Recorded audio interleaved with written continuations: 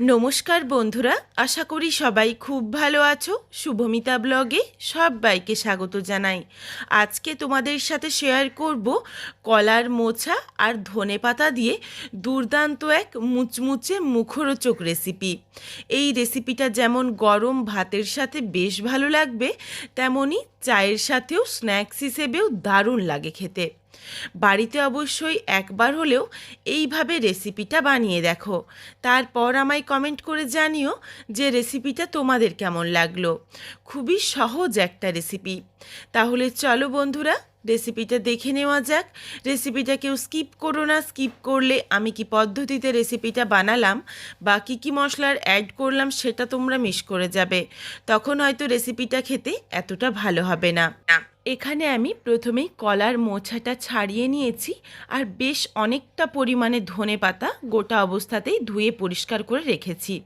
কড়াই গরম করে 1 কাপের মতো জল দিয়েছি, আর ছাড়িয়ে ধুয়ে রাখা মোচাগুলো দিয়ে দিয়েছি। এই মোচাগুলো কিন্তু আমি কাটিনি, তোমরা চাইলে একটু ছোট করে কেটেও নিতে পারো, তবে এইভাবে বড় বড় থাকলেও কিন্তু কোনো অসুবিধে হয় না, খেতে বেশ ভালো লাগে।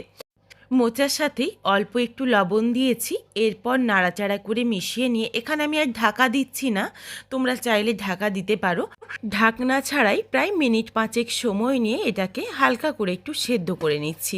খুব বেশি একদম গলিয়ে সেদ্ধ করারও কিন্তু দরকার নেই, এগুলো ঠিক এই রকম গোটা গোটাই থাকবে, যাতে একদম গলে না যায়। ঠিক দেখো এইভাবে করে সেদ্ধ করে নিয়েছি, এরপর এই জলটা ফেলে দেব আর এগুলো তুলে নিচ্ছি।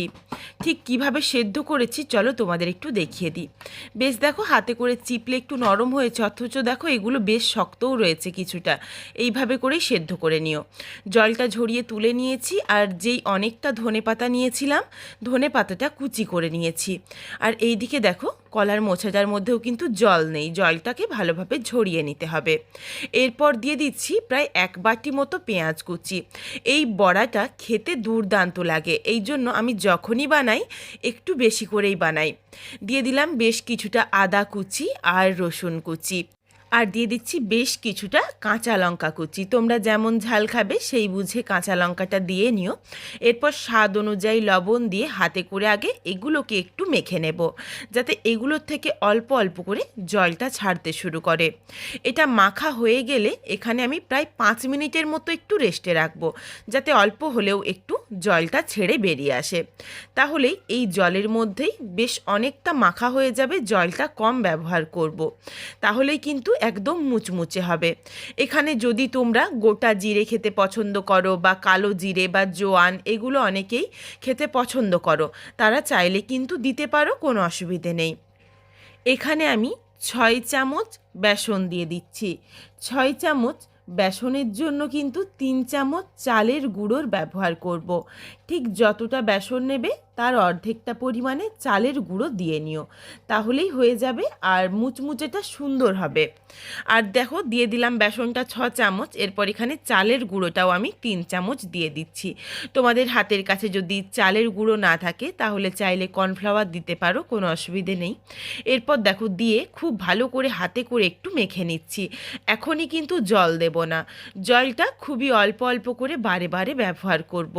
আর দিয়ে দিচ্ছি বেশ কিছুটা পরিমাণে খাবার সোডা, যাতে বেশ মুচমুচে হয়। ভালো করে হাতে করে একটু মেখে নিচ্ছি, আর দেখো জল লাগবে বলে মনে হচ্ছে হাতে করে খুবই অল্প একটু জলের ছিটে দিয়ে দিয়ে মাখিয়ে নেব। ঠিক যেভাবে আমরা আটা বা ময়দার ডো করি সেইভাবে করেই কিন্তু অল্প অল্প করে জল দিয়ে মাখতে হবে। একদমই বেশি জল দিয়ে বা বেশি নরম করে ফেলা যাবে না, তাহলে মুচমুচেও হবে না এতটা, আর বড়াগুলো কিন্তু ভেঙে যেতে পারে। কিন্তু তোমরা যদি এইভাবে শক্ত করে মাখো তাহলে বড়া কোনোভাবেই ভাঙবে না। দিয়ে দিয়েছি কিছুটা পরিমাণে হলুদের গুঁড়ো, যাতে কালারটা সুন্দর আসে। হাতে করে দেখো বেশ একটু শক্ত শক্ত করে মেখে নিচ্ছি, আর একটু জল লাগবে মনে হচ্ছে, এই জন্য সামান্য একটু জল দেব। আর এখানে আমি সামান্য একটু লবণ দিয়ে দিলাম স্বাদ অনুযায়ী, তোমরা নিজেদের স্বাদ অনুযায়ী লবণটা দিয়ে নিও। আবারও সামান্য একটু জল নিয়ে জলের দেখো একদমই অল্প করে ছিটে দিচ্ছি, আর হাতে করে খুব ভালোভাবে একটু দোলে দোলে মেখে নিচ্ছি।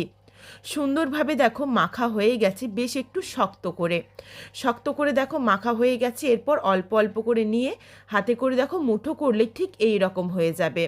এটাই পারফেক্টভাবে একদম রেডি হয়েছে। এর চেয়ে আর বেশি শক্তও করা যাবে না, আর বেশি নরমও করা যাবে না।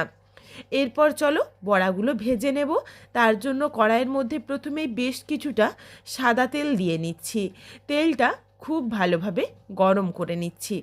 তেলটা গরম হয়ে গেলে কড়াইয়ের চারিদিকে একটু লাগিয়ে নেব, যাতে কড়াইয়ের মধ্যে কোনোভাবেই বড়াটা আটকে না যায়।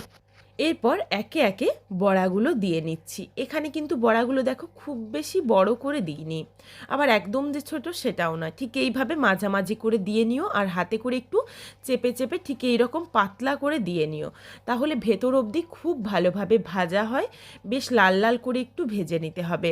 প্রথমে আঁচটা বাড়িয়ে রাখলেও যখন দুই পাশটা লালচে রং ধরে যাবে তখন কিন্তু আঁচটা একটু কমিয়ে দিতে হবে, যাতে ভেতর অবধি সমস্ত কিছু খুব ভালোভাবে ভাজা হয়ে যায়। বেশ দেখো সুন্দরভাবে উল্টে যাচ্ছে, আর বড়াগুলো বেশ গোটা গোটা রয়েছে, ভেঙে যাওয়ারও কোনো রকম ভয় নেই। আর এই বড়াগুলো তোমরা যদি বাড়িতে একবার বানাও, আমি তোমাদের কথা দিচ্ছি তোমরা কিন্তু বারবার এই বড়াগুলো বানাবে, এতটাই সুস্বাদু হয় খেতে। বেশ দেখো যেগুলো সুন্দর লালচে রং ধরে গেছে, একে একে বড়াগুলো তুলে নিচ্ছি, আর বাকি বড়াগুলো আবার একে একে ভেজেও নিচ্ছি। এখানে তেলের পরিমাণটা কিন্তু খুবই কম লাগবে। এই তেলের মধ্যেই প্রত্যেক কটা বড়াই সুন্দর লালচে রং ধরিয়ে ভাজা হয়ে যাবে, আর তেলের ব্যবহার করিনি।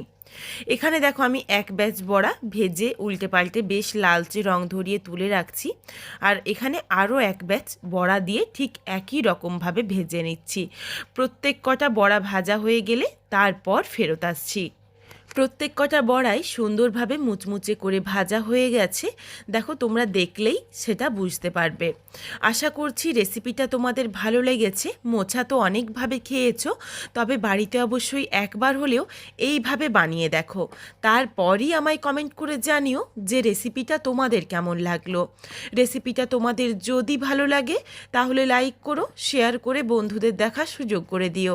তোমরা যদি আরও এইরকম নিত্য নতুন ঘরোয়া রেসিপি পেতে চাও তাহলে অবশ্যই আমার চ্যানেলটিকে সাবস্ক্রাইব করে পাশে থাকা বেলটি অন করে অল নোটিফিকেশন অন করে দিও, যাতে আমার প্রত্যেকটা রেসিপির নোটিফিকেশন সবার প্রথমে তোমাদের কাছে পৌঁছে যায়।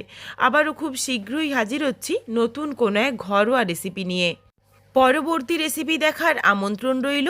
পুরো ভিডিওটা দেখার জন্য অনেক অনেক ধন্যবাদ।